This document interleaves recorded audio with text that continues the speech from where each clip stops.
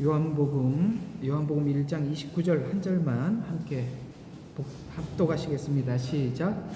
그 다음 날 요한이 예수께서 자기에게 오시는 것을 보고 말씀하시기를, 보라, 세상 죄를 제거하시는 하나님의 어린 양이라. 아멘. 자, 하나님의 어린 양이라 무슨 말이냐? 이제 우리 지금 제사를 하고 있는데 제사에 가장 많이 드려진 제물 하면 양이죠. 그러니까 침례 요한입니다.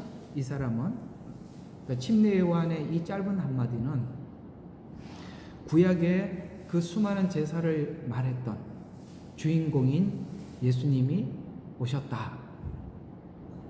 그러면은 하나님의 어린 양이로다 라고 말을 하면, 지금 이 말을 듣고 있는 사람들은 다 유대인들이잖아요. 그 유대인들은 지금까지 제사를 계속 하나님 앞에 집행을 하고 있었었고, 그리고 그 제사가 어떤 의미에서 자기 죄를 짐승에게 전가를 하고 그 짐승이 피를 흘려서 죄 용서함을 받고, 또 조금 더 나아가서는 욤키푸르, 그러니까 대속죄일에 그 제사를 지내는 것으로 이스라엘 백성 전체가 어떻게 용서함을 받는지를 지금까지 쭉 해왔으니까, 이 짧은 한마디는 우리는 이 내용을 전체 이해하기 위해서 성경 전체 구약의 제사를 다 이해하고 이 말을 알아듣겠지만, 지금 이스라엘 백성들에게 외치는 침례 요한의 이 짧은 한마디는 이 보라 하나님의 어린 양이로다라는 이 짧은 한마디 속에 제사 전체를 담고 있다는 것이죠. 그런 의미에서 이 29절은 구약의 제사 전체를 담고 있다는 차원에서 그 내용을 담고 있다라고 이렇게 좀 이해를 하시면 되겠고요. 저번 주에 제가 여러분들에게 제사 드리는 법에서 두 가지 말씀드리고 오늘 이제 전제로 들어갈 건데, 저번 주 이제 거제와 요제 했잖아요. 거제는 뭐였어요? 거제는 뒷다리를 하나님께 위아래로 이렇게 흔들어 드리는 제사. 모든 것이 하나님으로부터 시작됐고 그로 말미암고 그분에게 돌아갑니다라는 그런 의미에서 우리가 거제를 말씀을 드리고, 요제는 짐승의 가슴을 이렇게 안고, 그러니까 앞으로 뒤로, 앞으로 뒤로 이렇게 하는 거죠. 중심을 하나님 앞에 드리는 것, 이렇게 말씀을 드렸습니다. 그래서 그거는 한번 복습하는 차원에서 지나가고, 오늘은 이제 전제에 대해서, 그 다음에 화제에 대해서, 그 다음에 속건제에 대해서 이렇게 이제 쭉 지나가 보도록 할 텐데, 자, 오늘의 이 전제. 여러분, 전제는 바울이 이야기해서 우리 모두 궁금한 내용이 되죠. 내가 하나님 앞에 전제로 드릴 날이 가까웠다라는 이 전제가 도대체 뭐였나? 바울은 유대인이니까 전제가 무엇인지를 알고 말을 하는 것이고, 또 우리도 그가 마지막 이게 순교를 암시하는 말이거든요. 그래서 전제가 바로 이런 순교를 암시하는 이야기구나라는 것을 알 수 있습니다. 왜냐하면 바울 자신도 이제 하나님께서 자신을 부를 시간이 임박해 오고 있음을 알고 있었고 느끼고 있었어요. 그래서 그 사랑하는 그 제자인 디모데에게 나를 하나님 앞에 이제 전제로 드릴 시간이 다 됐다라고 이야기했던 이 전제가 뭐냐? 오늘은 이 전제에 대해서 말씀을 드리고, 그 다음에 화제에 대해서 말씀을 드려보겠습니다. 앞에 드리는 제사들은 그다지 어렵지 않죠. 위아래로 흔들고 그 다음에 앞으로 뒤로 흔드는 것, 그렇게 쉽게 이해할 수 있는데, 이제 지금부터 이 전제나 화제는 조금 내용이 깊고, 제사 그러면은 저번 주에 말씀드렸던 이 내용보다는 화제 혹은 전제, 여기에 제사의 아주 중요한 부분을 이렇게 차지하고 있습니다. 왜냐하면 화제로 드리기도 하지만은 거기다가 올리브유나 포도주를 붓는 게 이제 전제거든요. 그래서 마지막으로 이게 이 제사를 딱 드리기 직전에 다 준비가 되면 거기다 포도주를 붓고 마지막 포도주를 붓고 드리는 거거든요. 그런 차원에서 이 전제는 어떤 의미를 가지고 있냐면 관제라고도 부르기도 해요. 자, 이건 뭐냐면 짐승을 태우고 포도주를 그 위에 붓는 것입니다. 그러니까 여러분 성경에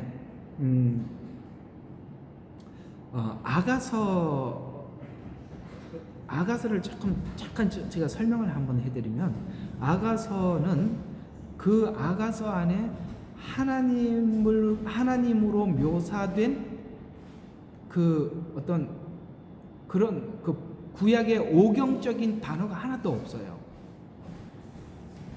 아가서를 보면. 그런데도 아가서는 그 시가서 중에서도 굉장히 중요한 부분이잖아요. 그렇죠? 쉽게 말해서 이제 우리가 야다라는 말이 뭐냐면 하나님과의 관계를 갖고 하나님과 교제하고 친밀하다는 말들을 우리가 야다라는 단어를 쓰는데, 그 야다라는 단어는 내가 너를 알고 너가 나를 아는, 그야말로 부부가 서로를 아는 이런 이야기가 야다라는 말인데, 그게 야다가 가장 많이 설명되어져 있는 성경이 아가서예요. 그런데 아가서는 보통 구약에서 쓰고 있는 이런 단어들을 잘 쓰지를 않고 거기에는 너무나도 많은 그 은유적인 표현들이 굉장히 많이 나와요. 은유적인 표현들이 많이 나오는데, 은유적인 표현이 많이 나오면 나올수록 성경에서 말씀하고 있는 그 은유적인 표현들을 다 이해하지 못하고는 아가서를 풀어낼 수가 없어요. 그래서 이 아가서 같은 내용들은 해석해 나가는 것이 그 성경에서 말씀하고 색상이나 아니면은 짐승이나 혹은 그 은유적인 수많은 표현들 있잖아요. 뭐 금속이나 엄청 굉장히 많은 이런 말들이 성경에서 뭐 예를 들어 파수꾼이라는 말은 어떻게 쓰여져 있고, 그 다음에 무슨 꽃에 대한 이야기는 어떻게 쓰여져 있고, 하여튼 모든 것을 망라해서 그 전체적인 이해가 없이는 그 단어들을 통해서 단어를 썼지만 사실은 그 단어가 의미하는 것은 굉장히 확장성을 가지고 있거든요. 굉장히 넓은 의미를 가지고 있기 때문에 그 단어는 짧지만 내용은 깊어. 이해가 가요? 단어는 한 단어에 불과하지만 내용은 너무 깊어요. 근데 그렇게 은유적인 표현들이 여기저기 막 나누어 이렇게 계속 연속으로 나오기 때문에 그걸 풀어버리면은 굉장히 넓고 광범위하기 때문에 아가서는 짧지만 내용을 너무 깊게 담고 있다는 것이죠. 근데 그 깊이 이해를 하려면은 성경에서 표현하고 있는 단어들을 이해하지 못하고는 막힐 수밖에 없어요. 그런 것처럼, 그래서 성경에서 사람들이 성경을 해석할 때 진짜 어려운 성경이 어디냐라고 물어보면은 레위기, 아가서, 계시록 이렇게 풀어요. 왜냐하면 거기는 너무나도 이렇게 은유적이고 상징적인 그러니까 기법들을 너무 많이 사용하고 있기 때문에 그 성경이 말하고 있는 이런 기법들을 모르면 그냥 탁탁 막히기 때문에 그렇습니다. 굉장히 많이 막혀요. 그래서 이런 내용들을 풀어내는 것이 굉장히 어렵습니다. 그만큼 상징적 요법, 그러니까 내용들은 깊지만 풀기가 쉽지 않다는 거예요. 지금 우리가 하고 있는 이 내용들도 제사가 상징적 기법을 통해서 우리에게 복음을 전달하고 있는 거 아니겠습니까? 그런 차원에서 봤을 때 포도주를 붓는다라는 이 포도주라는 한 단어도 성경에는 항상 포도주라는 단어가 나올 때는 기쁨이라는 말들이, 그러니까 포도주 그러면은 기쁨이라는 단어가 딱 공식적으로 딱 이렇게 세팅이 되어 있다 이 말이에요. 그러니까 포도주가 뭘 의미하는지 모르면 그냥 여기서 딱 걸려버리는 거죠. 왜 포도주를 붓냐? 이해가 갑니까? 그만큼 상징적 요법들이 어려운 거예요. 왜 그렇게 어렵게 했냐면, 우리가 하나님께 복음을 통해서 우리가 신앙이 깊어져 간다는 것은 자기를 부인하고 그 다음에 자기 십자가를 지고 주님을 따른다는 것인데, 자기를 부인하고 자기 십자가를 지고 주님을 따르기 위해서는 십자가를 상징적인 기법을 통해서 우리에게 설명을 해왔기 때문에 상징적인 의미 속에서 하나님 주신 은혜를 우리가 캐내지 못하면, 우리가 알지 못하면 자기를 부인하고 자기 십자가를 지고 주님을 따르는데 우리에게는 결정적인 뭡니까?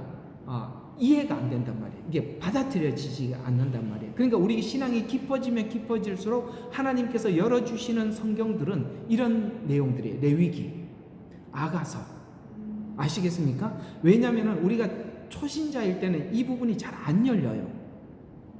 설명을 해도 못 받아들여요. 그런데 우리가 더 주님을 알고 싶어 할 때마다 하나님은 이런 걸 열어주셔서 그 십자가의 깊은 비밀을 알려주시는 거예요.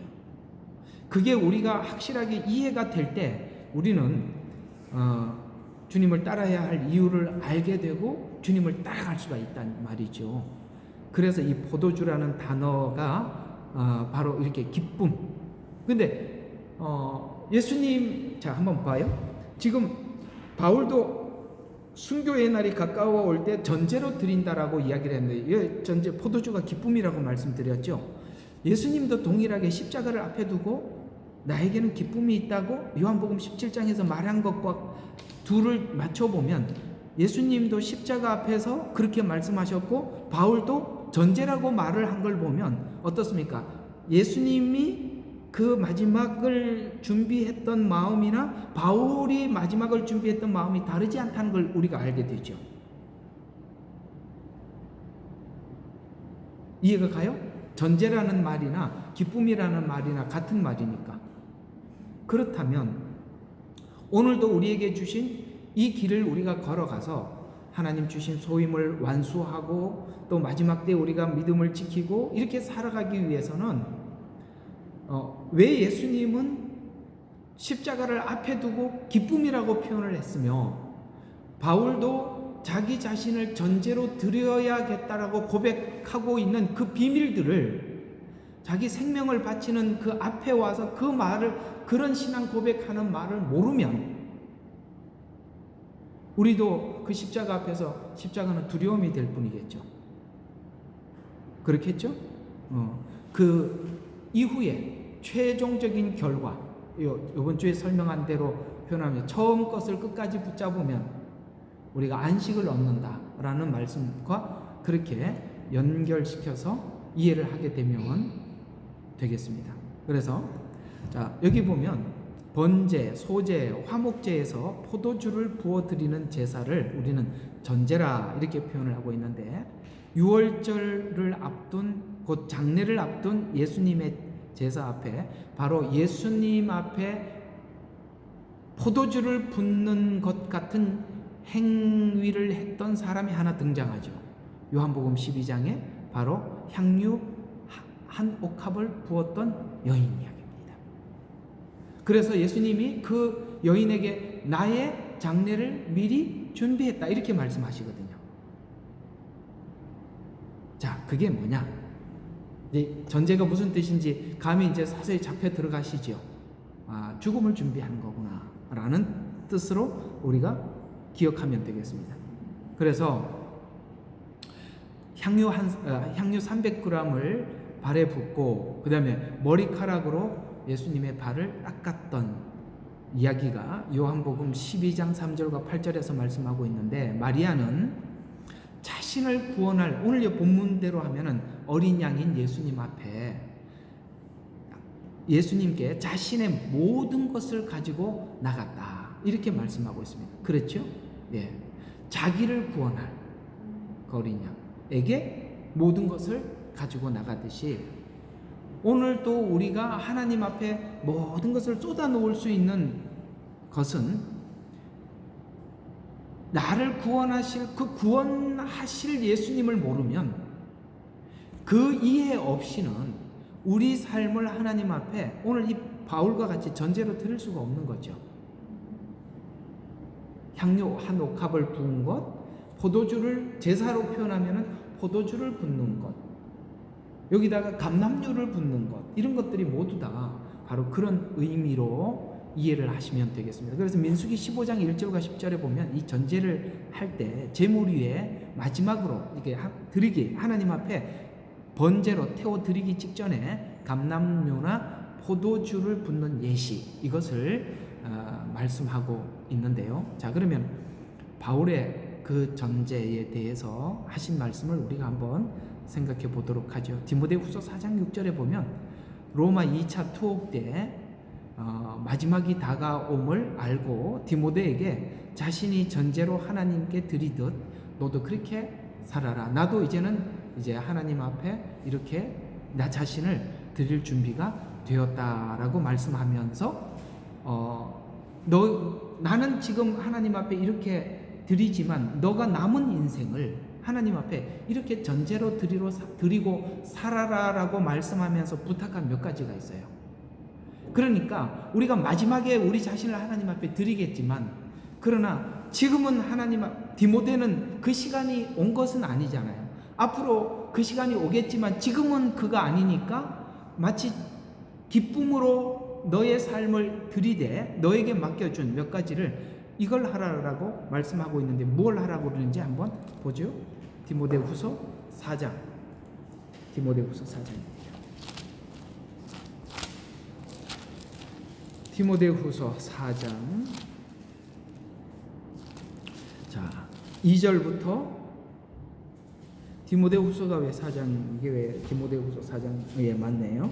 자, 2절부터 한번 보겠습니다. 너는 말씀을 전파하라. 자, 뭘 하라고요? 말씀을 전파하라. 야, 여러분, 디모데에게 부탁하고 있어요. 너는 말씀을 전파하라. 여기 말하는 전제로 드리듯이 기쁨으로 이 일을 해라. 또 때를 얻든지 못 얻든지 항상 대비하라.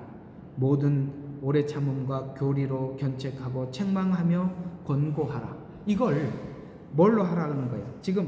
지금 바울이 하나님 앞에 자기 자신을 드릴 준비가 6절에 보니까 떠날 때가 이르는 것처럼 너도 너에게 주어진 사명을 이렇게 감당을 하되, 기쁨으로 하되, 말씀을 전하는 것, 오래 참는 것, 교리로 사람들을 견책하고 책망하고 권고하는 일.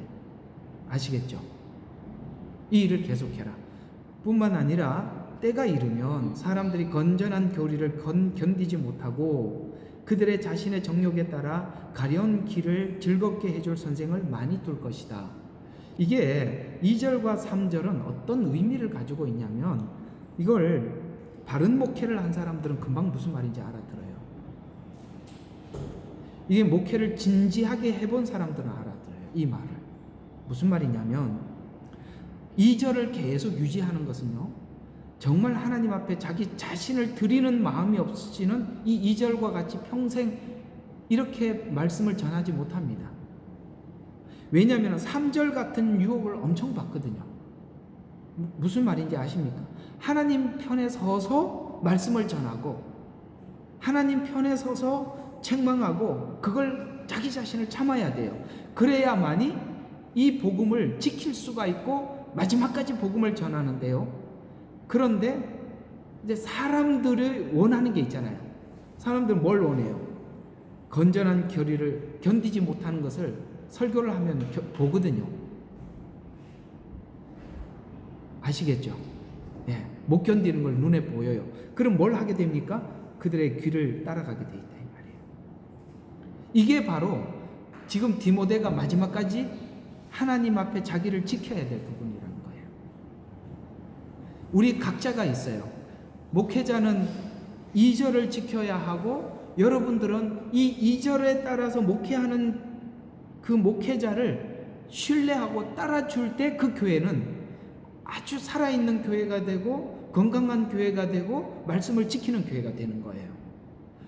성도들이 귀가 가려워서 그런 말을 듣고자 하더라도 목회자는 그 자리를 지키는 거예요. 저는 보니까 하나님께서 2절과 3절 사이에서 하나님께서 저를 많이 달아보신다는 걸 많이 느껴요.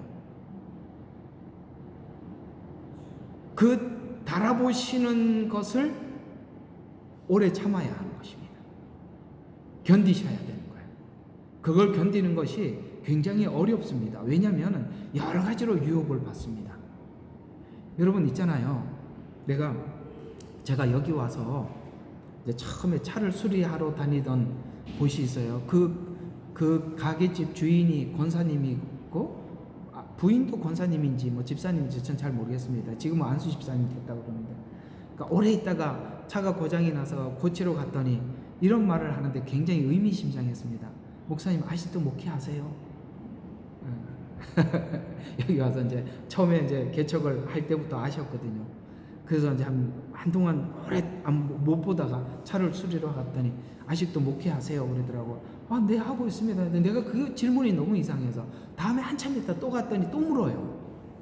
그래서 이게 뭔 소린가 생각을 해봤더니, 아, 여기는 이렇게 하다가 중간에 많이들 무너지니까 당연히 나도 이렇게 교회 문을 닫았나 걱정돼서 묻는구나 라는 걸 알게 되었습니다. 이민 목회는 더 합니다. 한국 목회보다.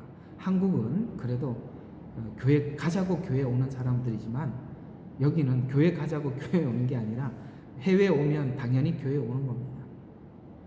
교회 와야 도움을 받으니까. 그런 곳에서 여러분 이런 그 2절 같은 이 복음 견딜 수 있겠습니까? 어렵죠. 그러니까 참 저도 쉽지는 않았어요. 그래서 하나님 참 마음에 막 여러 가지 질문을 하시더라고요. 사람들이 계속 나가고 그래서 처음부터 하나님께서 우리에게 단단하게 그 각오하고 시작하라고 그래서 각오하고 시작해서 하나님 앞에 늘 그랬죠. 처음에 하나님 저 뭐 우리 사모님하고 딱 둘이 앉아서 예배를 드릴 테니까 저는 끝까지 복음 전하겠습니다 하는 마음으로 그저 제 자신을 지키려고 애를 써왔습니다. 그래서 그 말씀을 듣는 사람들에게 좀 며칠 남아서 같이 들어주셔서 감사하고, 지금은 또 이렇게 줌으로도 들어와서 참 들어서 너무 감사한데, 여러분 이게 복음이 갑자기 이렇게 어떤 하나님의 깊은 말씀까지 확 열어주는 게 아니라 말씀을 전하는 자들도 하나님이 차근차근 다음 열어주기 때문에 그걸 지키고 나가야만이 그게 더 열리고 더 열리는 거거든요. 그 2절과 3절의 말 무슨 말인지 아시겠죠? 이걸 너 지키고 오라고 지금 바울은 디모데에게 권하고 있는 거예요. 제사와 연결시켜서 이 본문을 보니까 굉장히 은혜가 되죠. 이게 전제라는 거예요. 그리고 4절을 계속 보면 그래서 귀를 즐겁게 해줄 선생을 많이 두리라. 누가 원한다고? 두리라는 거 누가 둔다는 거예요? 성도들이 원한다는 거예요. 그래서 4절에 보면 또한 그들의 귀를 진리에서 돌이켜 꾸며낸 이야기로 돌리리라. 그러니까 만들어버리는 거죠. 내용을. 성경이 전하고자 하는 내용을 그대로 전하는 게 아니라 내용 자체를 변형시켜서 만들어서 전하게 된다. 그래서 여러분 있잖아요. 진짜 복음을 듣다가 보면 지금까지 들었던 게 참 이상한 걸 들었구나 이런 생각이 들 때 그래서 그런 겁니다. 많이 변질 꾸며낸 이야기로 이 성경이 말하는 이야기가 아닌 이야기로 둔갑이 되어 있는 거예요. 왜? 자꾸 다른 길로 갔기 때문에 많이 꾸며져 있는 거예요. 그래서 5절에 보면 그러나 너는 모든 일에 정신을 차리래요. 이게 디모데가 지나가야 할 전제예요. 정신을 차리는 것. 두 번째 뭐라고요? 고난을 견디는 것. 세 번째 전도자의 일을 하고 내 직무를 완수하는 것. 이게 우리가 마지막까지 나 자신과의 싸움인 거예요. 그러니까 목회자는 이것과 싸워야 하고 여러분들은 이 말씀을 듣는 데서 끝까지 하나님 앞에 서 있어야 하는 것입니다. 이게 우리가 지나가야 할 관문이라는 거 아시고 우리 모두 다 나는 살았으나 죽은 자로 살았지만 죽은 자로 끝까지 가자 이 말이에요. 아시겠죠? 예. 그래서 우리 이 길 같이 갈 사람들을 우리가 여기 이제 새끼손가락에 이렇게 여기 모여라 했으니까 여기 모였으니까 같이 가야 되는 거예요. 아시겠죠? 같이 가야 돼요. 이게 복음이잖아요. 예, 이게 복음이잖아요. 오늘 이 바울이 이렇게 한번 생각해봐요. 유언처럼 남긴 이야기잖아요. 이제 자기 순교를 앞에다 두고 정말 아들 같은 디모데 아니겠어요? 그에게 얼마나 정말 얼마나 값지고 진짜 이야기를 해주고 싶은 이야기를 여기 짤막한 2절부터 5절이라는 이 짧은 이야기 속에 자기 속을 다 담아서 전달해 준 거예요. 전제, 바로 그런 이야기입니다. 자, 전제가 무슨 뜻인지 누군가가 그렇게 알고 싶습니다라고 했는데 이제 알아들으셨죠? 자, 그 다음에 화제. 자, 화제가 뭐냐? 이 화제는 그야말로 예수님 십자가에 죽음 자체가 화제입니다. 자, 이렇게 한번 봐요. 전제는 예수님께서 십자가에 죽기 전에 그 십자가의 죽음을 각오한 것이라면 전제는, 번제는 그 각오한 자신을 십자가 위에서 끝까지 견뎌내는 것입니다. 전제와 번제는 그것입니다. 다시 한번 정리를 할게요. 전제는 뭐라고요? 자기 자신을 하나님 앞에 지키기 위해서 자기 자신을 결심하는 것이라면, 마지막에 기쁨으로 하나님 앞에 나를 드리겠습니다 하고 여러분 딱 결정한 것이라면, 번제는 그 결정한 것을 마지막까지 하나님 앞에 자기를 드리는 것입니다. 이게 번제예요. 그러니까 이렇게 보면 되겠죠. 겟세마네 기도는 전제, 그 다음에 번제는 십자가, 이렇게 보시면 되겠습니다. 그래서 제사라고 하면 화제 중에 번제는 화제예요. 그런데 이 화제는 불로 자신을 태워드리는 제사거든요. 이걸 그래서 불로 태우니까 고기가 탄 냄새가 위로 올라가죠. 그걸 하나님께서 향기를 받으시는 것입니다. 그래서 예수님의 이걸 받으시고, 이 향기를 받으시고 우리 모든 인류의 죄를 하나님께서 용서해 주신 것입니다. 바로 이것입니다. 그래서 저와 여러분들도 지금 우리가 하나님 앞에 결단해야 되는 것이 전제라면, 이 전제가 번제로 화제로 드리는 데까지 우리는 우리 자신을 마지막으로 하나님 앞에 드리는 데까지 쭉 가지고 가셔야 되는 거예요. 그래서 예수님의 십자가의 죽음이 보편적인 화제인데요, 자신을 완전히 태워서 드리는 제사로, 이 제사를 드리기 위해서 예수님은 어디까지 자기 자신을 드렸냐면, 십자가의 형을 받으실 때 쓸개단 포도주를 거절하는 것까지로 자기 자신을 화제로 드리신 것입니다. 그래서 우리가 당해야 될 고통을 주님은 십자가에서 충분히 겪기 위해서 그것을 잠시 마취해서라도 그 고통을 잊지 않고 우리가 인간이 겪어야 될 이 고통을 함께 나눈 겁니다. 그게 바로 쓸개탄 포도주를 거절한 사건입니다. 그럴 만큼 우리의 고난에, 우리의 인류의 그 사망에 매여 있는 우리의 아픔에 동참하신 거예요. 누구는 사람들이 그런 이야기를 합니다. 예수님은 십자가에서 하나님으로서 죽으신 것이지, 십자가에 죽으신 것인지 인간으로 죽으신 것이 아니라라고 이 나쁜 사람들이 그렇게 이야기를 합니다. 그러나 예수님은 진짜 어린 양으로, 마치 그 제사 때 하나님 앞에 드리는 어린 양과 같이 완전히 하나님 앞에 태워서 드려지셨는데, 그 말씀을 예언한 이사야서 53장으로 가봅시다. 이사야서 53장에 보면 예수님께서 어린 양으로 드려지셨을 때 어떻게 드려지셨는지 이렇게 말씀하고, 53장 4절부터 제가 한번 읽어드리겠습니다. 자, 실로 그가 우리의 질고를 지고 우리의 슬픔을 지었는데도, 자, 지었는데도 그가 형벌을 받아 하나님께 맞으며 고난을 당하는 줄로 생각하였도다. 자, 이 둘의 차이. 자, 그가 우리의 질고를 졌다고 말씀하고 있죠. 그 다음에 우리의 슬픔을 지자. 여기 우리, 그 다음에 지고, 그 다음에 우리의 지었는데, 요걸 잘 기억해 주십시오. 아시겠죠? 그러니까 우리가 한번 제사 드리는 방식들을 가만히 생각해 봐요. 짐승 양을 한 마리 가지고 데리고 와서 어떻게 합니까? 거기에다가 안수하고, 그 다음에 거기다가 안수하면서 자기 죄를 다 어떻게 합니까? 고백하고, 그 다음에 고백하고 난 이후에 제사 드리는 자가 양을 잡는 거예요. 제사장이 잡는 게 아니에요. 마치 예수님의 십자가가 오늘 여기 이사야 53장에 말씀한 것처럼 이런 양으로 하나님 앞에 드려졌다는 거예요. 사실은 양을 잡아서 제사를 드릴 때는 나를 위해서 대속으로 가는 거잖아요. 대속으로 제물을 드리는 거잖아요. 예수님이 바로 그렇게 이 땅에 오셨는데 우리는 반대로 생각했다라는 거예요. 우리는 그가 형벌을 받아.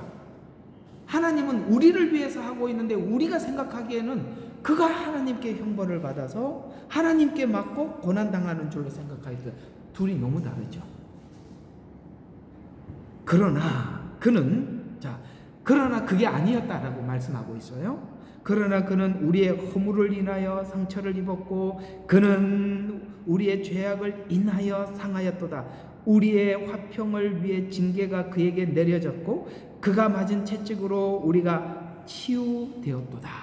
이렇게 말씀하고 있죠. 그러면서 계속 보면 우리는 모두 양같이 자기 길을 늘어 각기 자기의 길에서 돌이켰으나 왜 돌이키느냐면 그분이 오셔서 우리 죄를 다 대속했는데 우리가 생각하기를 그가 하나님 앞에 잘못했고 자기 잘못 때문에 자기가 고난을 당한다라고 생각을 하고 있기 때문에 우리는 주님 앞에 죄 용서함을 받기 위해서 하나님 앞에 나가지 못하죠. 그렇게 생각을 하고 있었으니까. 그러니까 우리는 유리할 수밖에 없었어요. 그래서 주님이 이 땅에 오셨을 때 다 유리하는 어린 양과 같이 불쌍히 여겼다고 말씀하고 있잖아요. 그래서 우리는 양같이 길을 잃어 각기 자기 길로 돌이켰으나 주께서는 우리 모두의 죄악을 그에게 지우셨도다. 그가 억압을 당하고 고난을 당하여도 그 입을 열지 아니하였으니 마치 누가 제물로 드려지는 것처럼 그 양이 제물로 드려지는 것처럼 어린 양처럼 이렇게 표현하고 있는 거예요. 그렇죠? 어린 양처럼 도살장으로 끌려가며 십자가에 지금 죽으러 가는 표현을 그렇게 양이 끌려가는 것처럼 말하고 있어요. 또 털 깎는 자들의 앞에 양이 말이 없듯이 그가 자기 입을 열지 아니하였도다. 여러분 양을 잡을 때 양은 딱 주인이 잡으려고 이렇게 발을 묶고 칼을 목에다 대면 딱 죽을 준비를 하고 딱 아시죠? 그거 한번 보셨나요? 그런 거 유튜브에서 좀 보세요. 그렇게 아주 마치 반항하지 않고 죽듯이 예수님께서 어린 양처럼 이렇게 우리를 위해서 이렇게 하나님 앞에 도살장으로 끌려가고 털 깎는 자의 앞에 양이 말이 없듯이 그가 자기 입을 열지 아니하였도다. 그가 감옥과 재판에 끌려갔으니 요거 빌라도 뜰에 선 예수님을 말씀하고 있죠. 그가 누가 그의 세대에 선포하리요? 이는 그가 산 자들 땅에서 끊어졌으며 그가 내 백성의 허물로 인하여 형벌을 받았으므라. 그가 악한 자들과 더불어 자기의 무덤을 마련하셨으며 그의 죽음을 부자와 함께 했으며 그가 폭력으로 행사하지 아니하고 그의 입에는 속임수가 없고. 자, 여러분 이사야 53장에 가장 많이 나오는 단어가 무슨 단어? 아니 오늘 지금 엄청 읽었잖아요. 안 보여요? 그가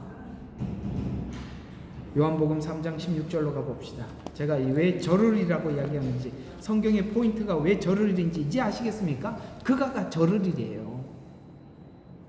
보라 세상 죄를 지고 가는 어린 양이로다. 아시겠습니까? 저를 요한복음 3장 16절을 진짜 복음을 제대로 볼 줄 알면 저를 이게 답이라는 걸 알게 돼요. 그런데 믿는 자, 영생 이거는 전부 다 자기 관점에서 보는 거예요. 아시겠죠? 우리 요한복음 3장 16절 다시 외워봐요. 우리는 생각을 바꿔야 돼요. 제가 설교를 하고 성경을 해석하는 가장 중요한 관점이 바로 그 관점입니다. 어떤 사람은 자꾸 믿음이라는 주제를 갖고 당신이 믿으면이라고 이야기하는데 그건 너무나도 초보적인 복음이에요. 영생 이걸 자꾸 가르치려고 하는데 그렇게 보면 성경이 틀어집니다. 영생 이야기가 아니거든요. 성경은 나에 대해서 말씀하고 있다고 그랬어요. 저를 이잖아요. 여기는 가장 많이 표현하고 있는 게 뭐라고요? 그가. 그래서 요한복음 3장 16절 한번 다 같이 외워봅시다. 시작. 하나님이 세상을 이처럼 사랑하사 독생자를 주셨으니 이는 저를, 아시겠습니까? 이사야 53장에 그를 어떻게 보느냐 이거예요. 그를 영생으로 보느냐, 그를 믿음으로 보느냐, 뭘로 보느냐 이거예요. 대속으로 이야기하고 있잖아요. 대속으로. 오케이? 그게 딱 하나 잘못, 여기서 딱 갈라지고 요 짧은 시각 하나가 성경 전체를 다르게 보게 만든 겁니다. 대속이라고 분명히 말씀하고 있죠. 우리가 생각하기를 이라는 말과 하나님의 대속 사이에는 화제로 자신을 들여 대속하여 우리를 샀다라고 말씀하고 있어요. 그래서 이 화제로 드리는데 이 화제로 드린 이 시간이, 이 사건이 바로 우리의 속죄제와 속건제를 드리는 거예요. 이제 앞으로 이제 번제가 뭔지, 그 다음에 화제가 뭔지, 번제가 뭔지, 화제가 뭔지, 그 다음에 화목제가 뭔지, 속건제가 뭔지, 속죄제가 이제 앞으로 나올 거예요. 예수님은 십자가에서 화제로 드린 것 같이 드렸는데 실제 교리적으로 보면은 속건제와 속죄제를 하나님 앞에 드린 거다 이 말이에요. 그래서 속죄제와 속건제를 드려서 하나님과 화목하게 돼. 화목제가 됐고, 아시겠습니까? 속죄제와 속건제 좀 있으면 나옵니다만은 우리가 죄 용서함을 받을 때, 하나님 앞에 죄 용서함을 받을 때 나가는 제사법이 다르고요. 죄 용서함을 받은 자가 하나님 앞에 제사를 드리는 방식이 반대로 되어 있어요. 우리가 칭의를 얻기 위해서 하나님 앞에 나갈 때는 먼저 드려야 될 제사가 속죄제와 속건제예요. 죄의 문제가 해결되기 위해서 나가는 방식이 따로 있고요. 죄의 문제가 해결된 자들이 하나님 앞에 드리는 제사가 역순이다 이 말이에요. 그러면 이렇게 설명이 되는 것입니다. 칭의를 위해서 나가는 제사가 다르고요. 성화를 위해서 하나님 앞에 드리는 제사가 반대라는 거예요. 놀랍지요? 이 두 개가 이렇게 선명하게 제사에 구분되어 있다는 게. 똑같은 제사인데도요, 방식 자체가 역순이에요. 그 뒤에 나오니까 나중에 설명을 하겠습니다만, 번제로 드렸다. 그 드린 번제가 뭐라고요? 속죄제와 속건제다. 그러면 속죄제와 속건제로 드렸다라는 말을 신약에서는 이렇게 표현하고 있어요. 고린도전서 6장입니다. 고린도전서 6장 19절 20절.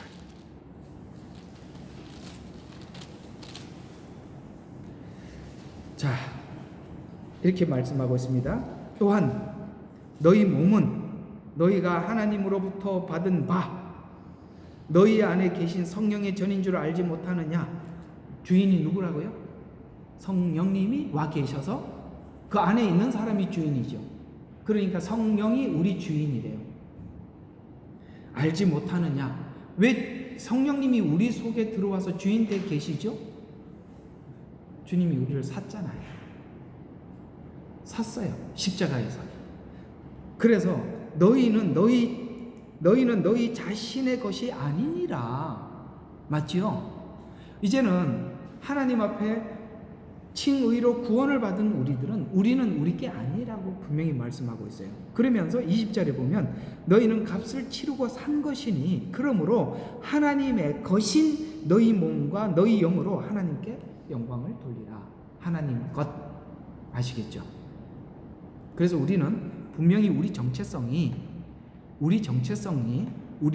우리 자신이 내 것이 내가 내 것이 아니라 하나님 것이에요. 왜요? 하나님은 십자가에서 속죄제와 속건제를 드려서 하나님의 요구, 곧 죄의 삭슨 사망이요라고 말씀하신 그 사망을 예수님께서 십자가에 죽으시고 우리를 구원하셔서 이제는 우리를 샀다는 증거로 성령님이 우리 속에 와 계셔서 분명히 우리는 우리의 것이 아니라는 것입니다.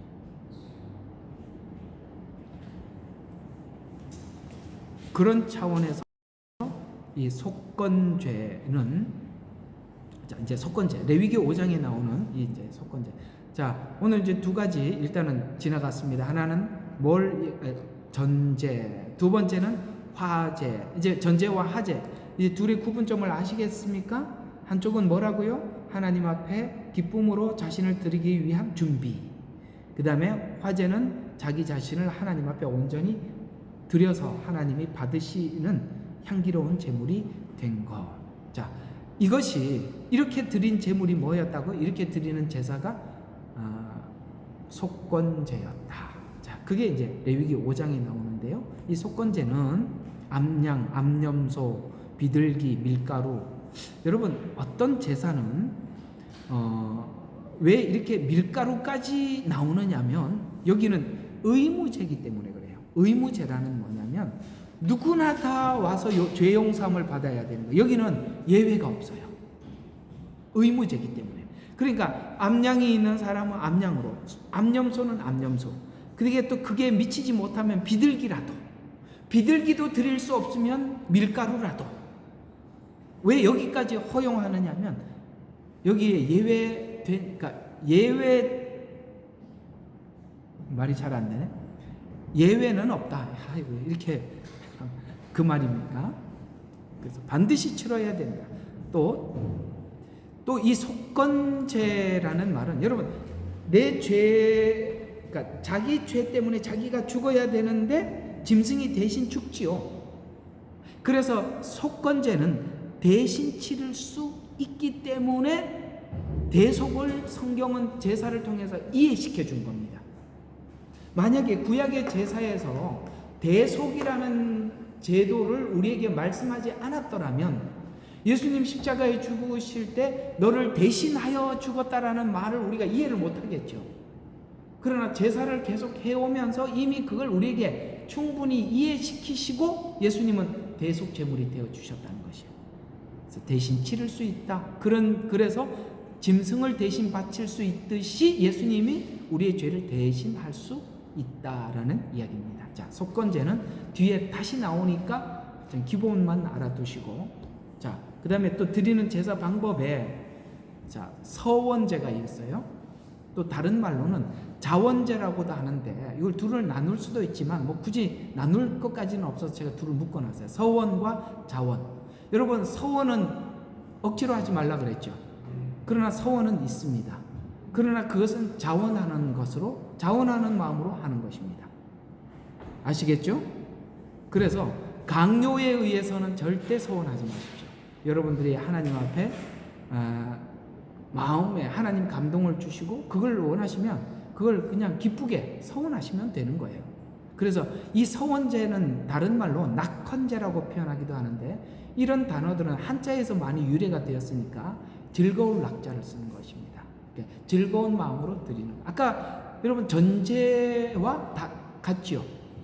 낙헌제, 자원제 이런 말들은 전제와 같은. 자, 그러면 이 전제는 뭐냐? 레위기 22장 18절에서 25절에 보면 자발적으로 즐거워하는 마음으로 하나님께 예물을 드리는 제사를 서원제라고 하는데, 서원이 끝나거나 기도 응답에 감사하여 자발적으로 즐거워하는 마음으로 하나님 앞에 예물을 드리는 제사를 낙헌제, 자원제 뭐 이렇게 성경은 설명하고 있어요. 항상 그러니까 기억해야 될 것은 자발적이고 즐거운 마음으로 하는 것입니다. 아시겠죠? 그래서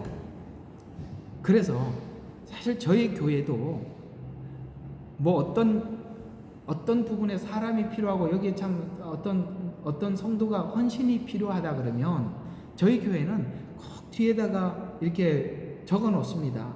지금 이런 일을 해야 될 헌신자가 필요하니 하나님께서 마음에 감동을 주시면 기쁘고 즐거운 마음으로 자원하세요. 저희 교회는 거의 자원을 합니다. 그래서 이걸 하나님이 하기를 원하시는데 혹시 하나님 마음에 감동이 되시는 분 오셔서 자원해 주십시오라고 그렇게 자원하는 거예요. 그렇게 하는 게 정상이에요. 또 교회가 성도들에게 자원하도록 배려를 해 주셔야 되는 거예요. 왜냐하면 이 낙헌제가 그런 거잖아요. 하나님 앞에 헌신은 자원하는 마음으로 기쁜 마음으로 해야지. 누구의 강요에 의해서 하면 하는 자도 억지로 하는. 그래서 성경에 보면 인색함이나 억지로 하지 말라는 말이 두 단어가 등장하고 있어요. 인색하게 하는 거는 뭐냐면 내 역량이 충분한데도 항상 하면서 내가 재능을 기부한다고 항상 거기에 대해서 보상을 요구하는 마음. 그게 인색하게 하는 사람들은 반드시 보상 심리가 마음속에 있어요. 억지로 하는 사람들도 그렇습니다. 하기 싫은데 억지로 하는 거. 그 하나님이 이게 낙헌제가 아니기 때문에 그런 거예요. 그래서 낙헌제는 자원제와 이렇게 묶여 있어요. 자원하는 마음은 즐거운 마음으로 하는 거예요. 그래서 하나님 앞에 봉사도 즐거운 마음으로 자원하는 마음으로 할 때 하나님이 기쁘게 받으시는 거예요. 아셨죠? 예. 이렇게 교회가, 제가 보는 교회입니다. 어쨌든 뭐 다른 분은 다른 목회자들 비교는 하지 마세요. 그러니까 제가 이해하고 있는 목회는 그런 거예요. 그래서 성도들이 자원하는 마음으로 해야 하고 자원하는 마음으로 한 거에 대해서 했다라는 말도 하지 마세요. 하나님이 아시면 아멘이고 하나님이 아시면 여러분에게 상급이 되고 기쁨이 되는 것이지 그걸 교회다 내가 했습니다 안 했습니다 이런 얘기 할 것도 없는 거예요. 저도 그런 마음으로 하는 거예요. 제가 사실 여러분들에게 예배 시간 10분 뭐 몇 분째 1시간 전입니다. 30분 여러분 어느 교회가 그래 하는 교회가 한 군데도 없는다고 제가 알고 있습니다.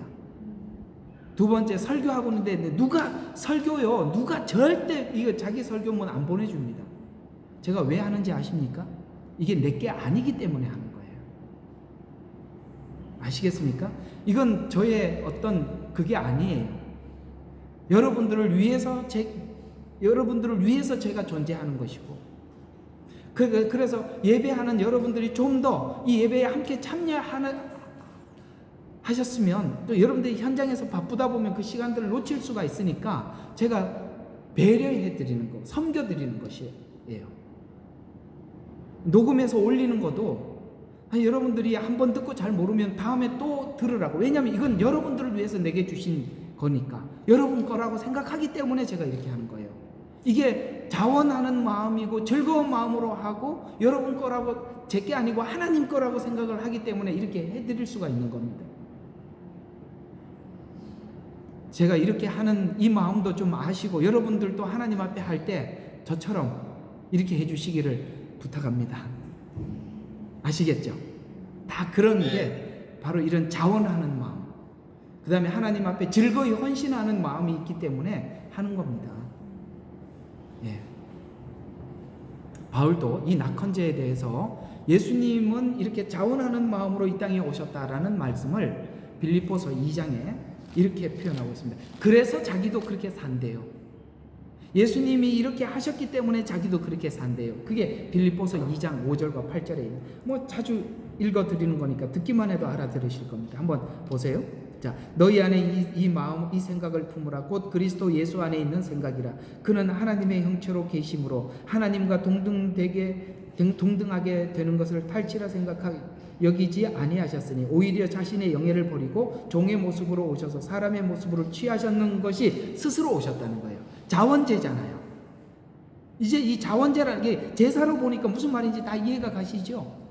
예, 그 말이에요. 스스로 오셨다는 거예요. 그리하여 사람과 같은 모습으로 나타나셔서 자신을 낮추시고 죽음에까지 순종하셨으니 십자가의 죽음이라. 다 여기 제사가 전부가 다 포함됐다는 걸 아시겠습니까? 바울은 이런 구약적인 이해를 충분히 하고 있기 때문에 우리에게 이렇게 잘 설명을 해줄 수 있는 거예요. 그래서 이 구약에 대한 이 모든 내용들을 다 알지 못하고는 신약에 있는 이야기들 수박 거달키로 이해하는 거예요. 왜냐하면 바울은 여기 신약 성경을 쓴 사람들은 전부 다 유대인들입니다. 구약에 대해서 알고 있는 사람들, 그 기초적인 신앙 바탕 위에서 이 신약 성경도 기록되어 있다는 거예요. 이 구약과 신약을 연결시켰을 때 신약이 아주 깊이 내려가는 겁니다. 따라서 주님이 그렇게 하셨으니 우리에게도 하라고 하신 것 중에 뭐냐면은 요거예요. 그 앞에 2장 1절부터 한번 봐요. 자, 이런 이야기예요. 주님도 그렇게 하셨으니, 자, 그러므로 그리스도 안에 있는 어떤 격려. 자, 여러분 보세요. 격려를 할 때 격려하는 사람이 있고 격려받는 사람이 있겠죠. 그러면 격려하는 사람이 어때요? 내가 그 사람 격려해서 일어섰어. 그 사람 격려해서 위로를 받았어. 이렇게 하고 나면 격려하고 난 뒤에 사람이 항상 내가 격려해서 제가 일어선 거야 라는 마음속에 자랑이 있을 거 아니에요. 지금 여기 있는 이야기는 무슨 이야기냐면, 네가 그 위치에 서서 누군가를 격려하고 위로할 수 있는, 무슨 말이냐면은 좋은 일을 할 때 낮아져라 이 말이에요. 사람들이 좋은 일을 하고 나 그런 일을 해서 에이 쟤 나 때문에 살았어, 요런 거 하지 말라 이 말이에요. 그래서 한번 봐요. 격려, 사랑의 위로, 교제, 인정받는 일, 자비를 베푸는 일, 아시겠어요? 남을 구제하고 이런 것들, 다 이런 걸 할 때 3절 봐요. 어떤 일에 다툼이나 허영을 따라서 하지 말고 오직 생각의 겸손함으로 나보다 남을 존중히 여기고. 왜 그렇게 해야 된다고요? 주님은 이렇게 자원해서 이 땅에 오셔서 이렇게 예수님은 부르심에 이렇게 순종했다면, 네가 주님 거 가지고 격려하고 주님 거 가지고 위로하고 이렇게 하고 있는데, 그거 할 때 야, 너 그때 나 때문에 살았잖아, 나한테 은혜 받았잖아, 요런 말 하지 말라 이 말이에요. 언제 우리 사람들이 교만해지느냐면, 내가 누군가를 세울 때 조심하라 이 말이에요. 아시겠습니까? 예, 그 얘기예요. 우리가 주님이 우리를 위해서 섬겼던 전반을 알지 못하면 자기가 하고 난 뒤에 사람들이 교만해지는 거예요. 즐거운 마음으로 한 사람은요, 즐거운 마음으로 영혼을 살린 사람은요, 이런 일 앞에서 자기 얼굴 고개 빳빳하게 세우지 않는다 이 말이에요. 이렇게 말을 하는 게 훨씬 더 편하네. 그죠? 빳빳하게 안 세운다. 그게 훨씬 낫네요. 자, 그래서 우리도 우리 자신을 하나님께 기쁨으로 드려라. 1장 17절. 자, 기쁨으로 드리래요. 오늘 여기까지 다 보고 끝내야 될 것 같아요. 자, 어떻게 기쁨? 1장 17절. 자, 이는 1장 17절. 2장 17절인데 이게 잘못 적었어요. 어쩐지. 급하게 적다 보면 그렇습니다. 1장 1절. 만일 내가 너희 믿음의 희생 제물과 봉사 위에 나를 드린다 해도, 자, 지금 이제 전제를 이야기하고 있는 거죠. 그죠? 나를 드린다 해도 나는 기쁘고 또 너희 모두와 함께 기뻐하리라. 이와 같이 너희도 기뻐하고 나와 함께 기뻐하라. 자, 그래서 빌립보서는 아시다시피 기쁨의 이야기예요. 지금 그러니까 빌립보서는 제사로 말하면 전제를 이야기하고 있는 거예요. 곧 드릴 거니까. 그래서 드리기 직전에 바울의 기쁨을 사람들에게 이야기를 하고 있죠. 22절과 25절. 자, 계속 한번 봐요. 22절과 25절. 자, 1장입니다. 이거는. 그러니까 이게 지금, 자, 이따가 다 고쳐놔야지. 자, 1장 22절과 25절 보면, 자, 만일 내가 육신으로 산다면 이것은 내 수고의 열매니 무엇을 선택할지 나는 알지 못하노라. 내가 그 둘 사이에 끼어 있으니 내가 떠나서 그리스도와 함께 욕망을 갖는 것이 훨씬 좋으냐. 무슨 말이냐면, 나 지금 주님 앞에 가면은 난 정말 좋아. 난 정말 주님 앞에 가고 싶어. 그러나 육신에 남아있는 것이 너희를 위하여 더욱 필요하리라. 바울이 남아있다면 지금 그 바울에게 복음을 듣는 사람들에게 유익할 거 아니겠어요? 그래서 내가 육신으로 남아있는 것이 너희를 위하여 더욱 필요하리라. 이런 확신이 있으므로 나는 너희를 믿음의 진보와 기쁨을 위하여 너희 모두와 함께 계속 남아있을 줄 아노라. 라고 이런 이야기들이 뭐냐면, 사실은 자기는 하나님 앞에 가는 게 기쁜데 하나님께서 너희를 위해서 지금 고난과 이 힘든 시간을 견디면서 너희들을 위해서 견디라 그러면 난 그걸 기쁘게 그 일을 감당할 수 있겠다라는 이야기를 이제 마지막으로 2장 17절과 18절에서 한 번 더 봐요. 만일 내가 너희 믿음의 희생제물과 봉사 위에 나를 드린다 해도 나는 기쁘고 또 너희 모두와 함께 기뻐하리라. 이와 같이 너희도 기뻐하고 나와 함께 기뻐하리라 라고 이렇게 기뻐 이렇게 우리에게 말씀을 하고 있는 것입니다. 자, 오늘 이야기들을 한번 정리를 해보면 여러분들에게 오늘 전제, 그 다음에 두 번째는 화제, 속건제는 짧게 지나갔는데 나중에 이거는 많이 깊게 다뤄야 될 부분이라서 그냥 지나갔습니다. 그 다음에 자원제라고 말하는 서원, 이걸 이제 낙헌제라고 말씀을 드렸는데 오늘은 이제 제사를 드리는 방식에 대해서 여러분들과 함께 몇 가지를 나누면서 이 말의 결론은 뭐냐? 로마서 12장 1절입니다. 너희가 거룩한 산제사로 하나님께 드리라. 살아있지만 죽은 자. 저번 주 설교했죠. 그게 바로 이런 제사 속에서 나온 하나님의 말씀입니다. 제사를 하는 내내 여러분들에게 계속 하나님은 이렇게 말할 겁니다. 얘야, 자기를 부인하고 자기 십자가를 지고 나를 따라와라. 이 말을 계속 할 겁니다. 우리 끝까지 잘 듣기를 바랍니다. 그리고 듣는 것을 넘어서서 여러분들을 하나님 앞에 화제로 드리는 데까지 우리 하나님 앞에 나아가는 여러분과 제가 되기를 기도합니다.